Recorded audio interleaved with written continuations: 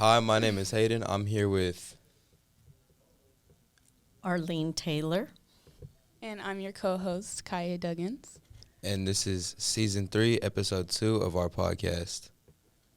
So, Miss Taylor, we were going to ask you a few questions about the new Fall Fest coming up. Sure, go ahead. Can you tell us about what the Safe House is? Sure. So the concept was that a lot of the parents were a little bit worried about having their kids go, throughout the neighborhood without anybody knowing where they really were. So we ended up coming up with this concept called the Safe House, where parents knew exactly where their kids would be, and there were several different opportunities for the kids to collect candy, because that's what Halloween's all about. And we figured what better place to do it than Lawton High. We're centralized. We got tons of great kiddos, and all of you guys hopefully have, cousins, nephews, aunts, uncles that would want to come. And from that concept, we moved out to how can we actually help our community on top of that. And we know that the Lawton Food Bank is something that always gives back to our community. And so we thought, what better way to help them and help each other out at the same time. So, can you tell us about what clubs and organizations are going to be involved in it? Sure. This year we have a whole host of different clubs, and we coordinated not just with our concept, but in the past, Key Club has always had a trunk or treat, and so we came together so that we have the trunk or treat as well as the concept of the safe house. So we have the chess club, the Gentlemen of LA Chess, vocal music, GSA, cheer, Stuco, the tabletop club, orchestra, math, esports, NHS, drama club, of course. The special ed department is hosting a table as well. Key Club will be there. And then, as I said, the trunk or treat clubs will be this year yearbook, baseball, softball, Huey's Heroes, Scream Team, and cross country. So, can you tell us about what activities are going to be there with the different organizations and different people? Sure. So, as far as I can recall, I know that one of the clubs is doing like a little cornhole game. I know that Stuco is going to have a dunk booth tank. Who's going to be in the dunk booth? I have no idea. But either way, it is going to be fun. Drama Club is going to do a bit of a scavenger hunt that includes looking for escaped superheroes that were in an insane asylum. All you have to do is find them among the crowd, take a selfie, and then once you've collected all of them, you'll come back to our booth and you'll get your bag of candy. So, can you tell us about what time and how long it's going to be and where it's going to be at? Of course. So it's going to take place on October 28th, which is a Saturday. It will last from 5 o'clock until 7 o'clock, and it'll be located in the back parking lot of LHS. So, can you tell us why we even do the Fall Fest? Yes. At first, the concept was just to have us all get together and celebrate Halloween. A lot of my students got sick and tired of going trick-or-treating and having people ask them, aren't you too old to be trick-or-treating? So we decided to do it as just a community event. And then from there, our FHA club always does Thanksgiving baskets in November, and we thought, well, a lot of our community is hurting and they always are in need of canned food items, and so we decided to combine the two ideas and invite the entire Lawton Fort Sill community to come celebrate with us by bringing a canned food item, and that would be their ticket to get in the door and celebrate with us, essentially. So, can you tell us how long we've been doing Fall Fest for? Goodness. Okay, let's see here.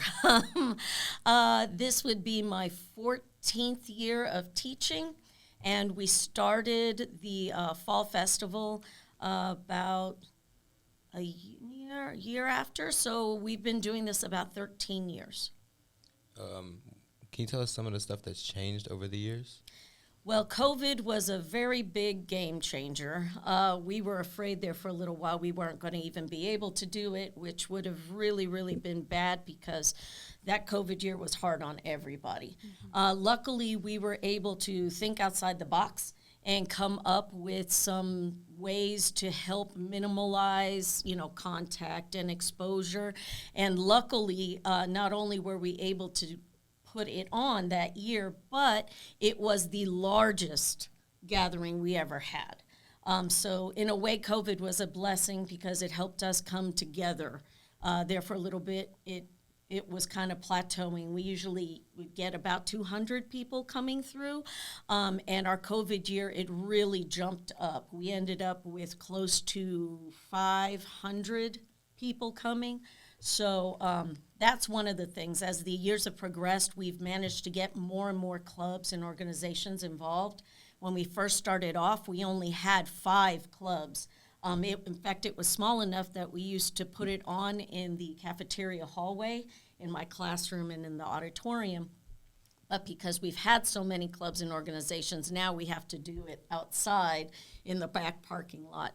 And even though, the weather is unpredictable here in Oklahoma, it's still really, really cool because, the more clubs and organizations are involved, the funner it is. So that's a positive. Is there anything you'd like to add, Kaya? So, before coming to the school, I actually went to a fall fest. And I was in middle school, and I specifically remember the, little haunted trail. What gave y'all the idea to, have that in, the auditorium and basement of the school? Because, personally, I was scared, okay? I was in middle school, and it was scary. I was like, I'm never coming back here again. Then we did our job well. Yeah. Good job. So us being the drama club, we wanted to incorporate what symbolized us rather than just come up with something random that everybody could do. And we picked a theme, and we just kind of ran with it, It's one of the funnest parts of the Safe House that we've ever come up with. Unfortunately, because of the flooding issues that we had at the beginning of this year, we won't be able to do that because almost all of the flooding, or a major part of the flooding, happened in our basement area that we would use in the auditorium. So instead, in true Lawton High fashion, we make it work. So we decided to incorporate our acting and costuming, and we came up with this other version where it's not a scary safe house, but you still get to go hunting and searching, and you still get your rewards. So hopefully everything works out okay, and next year we will have a scary attraction, knock on wood. Okay.